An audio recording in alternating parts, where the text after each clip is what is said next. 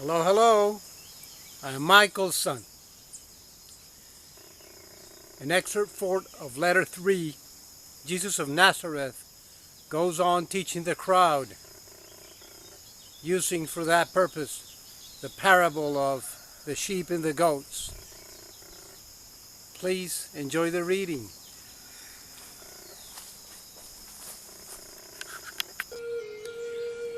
Letter 3, Excerpt 4. The father loves sheep and goats equally, but cannot protect the goats because they do not let him do so. The feeding habits of sheep and goats. The goat will eat anything he comes across with no respect for his constitution. The shepherd will rescue the sheep that gets into trouble and will protect the goat that begins to behave like a sheep and heed the shepherd's voice.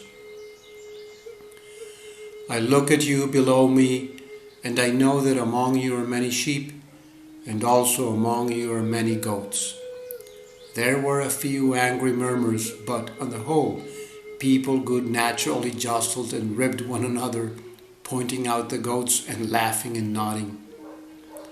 It was good to see them laughing, and so I continued. You can tell the sheep by their homes, the way they treat their neighbors, and the way they are regarded by all in their community.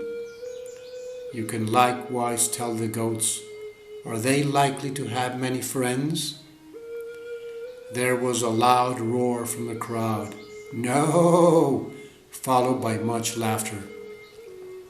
Does a shepherd follow after the goats and care for them, or must they look after themselves and come home by themselves to be milked at night? Again the crowd laughed and shouted various replies, some of them very amusing and witty. And so is it with you who are sheep and those of you who are goats. You are protected by the Father if you are sheep, and you are not protected by the Father if you are goats, because you are obstinately following your own desires every day and possibly leaving a trail of destruction behind you. Tell me, can the Father protect the people who are goats? The crowd was silent but listening intently. Will you say then that the Father is angry with the goats and will not protect them? Or would you rather say that just as a shepherd cares for the sheep and would care for the goats if they would allow it, the Father loves sheep and goats equally but is powerless to protect equally because of the goat's natural behavior? Also, consider the feeding habits of sheep and goats. Sheep are content to eat grass only, for which their stomachs are perfectly designed, but the goat will eat anything he comes across, having no respect whatever for his constitution. So is it with people who have no regard for what they will feed their minds with, since they have no fixed goal or clear purpose. Like goats, they did not recognize when mental food is harmful or is taking them in the direction they should not go in their daily lives, or whether it will lead them into harmful myth or dangerous fallacy. They roam, picking up the mental equivalent of brambles, old shoes, bits of cloth, leaves, thistles, weeds, for they lack good sense. A man called out to me, Master, what if a person who is a sheep makes a mistake and gets himself into trouble? Will the Father then abandon him? I asked him a question by way of answering him. What does a shepherd do when one of the sheep falls into a pit or tumbles over a cliff or gets caught in brambles? I will tell you. The shepherd leaves his flock and swiftly seeks out the missing sheep and will not leave it until he has brought it to safety. So is it with the Father. Not even a sheep can avoid doing wrong in one way or another, but rest assured that the Father immediately responds to its bleating and rescues it. And if a goat should begin to behave like a sheep and heed the shepherd's voice, then he too will come under the protection of the shepherd and will be cared for even as sheep are cared for.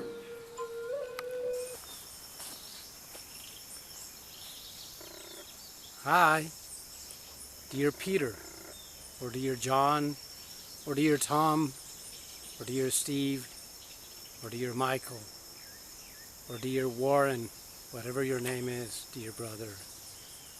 Dear Anne-Marie, dear Catherine, dear Joyce, dear Susie, dear Violetta, dear Sylvia, or whatever your name is, beautiful sis. So how do you like the reading today? Let me read a few lines once again as a reminder for emphasis and by way of comment. So is it with people who have no regard for what they will feed their minds with, since they have no fixed goal or clear purpose. Like goats, they do not recognize when mental food is harmful or is taking them in the direction they should not go in their daily lives, or whether it will lead them into harmful myth or dangerous fallacy. They roam, picking up the mental equivalent of brambles, old shoes, bits of cloth, leaves, thistles, weeds, for they lack good sense. Dear brother, this wonderful teaching is merely about good sense, truly about good sense. The starting point to accept this teaching is to realize who you really are. Who are you? Have you really asked that question to yourself, but truly, square and bare? Have you grabbed that bull by the horns, as we say in Spanish, at least in Colombia? Coger al toro por los cachos? To grab the bull by the horns? Have you really considered that question? Who are you? What are you in reality?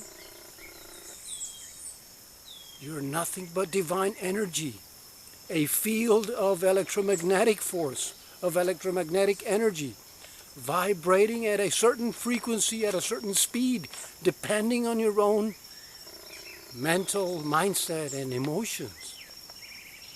If you live in pain, in anguish, in misery, in ungratefulness, in despair, then your vibration is low and you're afraid and not living a good life. What are you really? It is about good sense. When you come to accept that or realize that, but in your cells, in your tissue, in your bones, in your marrow, in your bone marrow, deep inside of you, when you realize that. Because knowing is to be moved, as the sage said. You get to know something when you are moved by that knowledge. And yeah, you cry in gratitude by grasping the truth of something, the real truth. So when you realize that, then you will start realizing that you need to take care of your mind, of what are you doing with what you put in your mind. Will you go on watching TV unrestrictedly? I don't know what is television. I know what is television. But an endless account of misery and suffering, of hatred, of envy, of fierce competition, of mischief, of slander, of sickness, coronavirus, COVID. You know what? I live in a rural area in Colombia, in San Francisco, Cundinamarca, which is the region or the department, just 1 hour west of the capital, Bogota. And we have a, what we call our family, a spiritual family, a group of friends, a bunch of friends. And we meet more or less regularly. And when we meet after a few weeks of having seen each other, we just hug each other tightly, we kiss each other, we express the love that we are to each other unrestrictedly, generously. And we share a nice meal, a beautiful, a wonderful meal. We light the fire, the sacred fire, and we meet around the fire and sing and dance and tell our things, and we are not concerned when we see them after days or weeks of having seen. We're not asking our brother, where were you? Why are you not wearing a mask? Is anything wrong with you? No, no concern at all. I know that I am a field of energy, and that if I keep my vibrations high, my frequency of vibration at a spiritual level, there is no chance at all that the virus, the COVID, will enter my system, because the virus is a creature of low vibration, of lower frequency. That is a physical fact. It is a physical fact. Yes, we are perfect health. You are perfect health.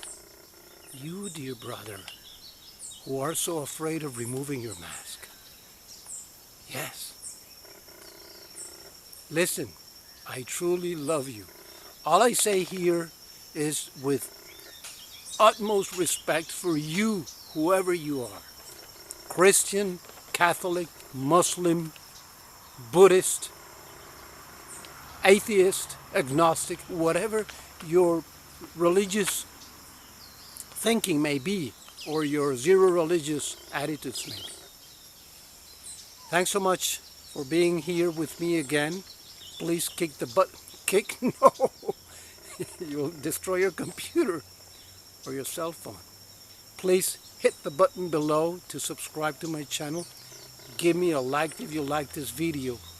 And please share it with friends if you feel like doing that. Thanks so much for sharing with friends. I love you all. I truly do. See you later, alligator.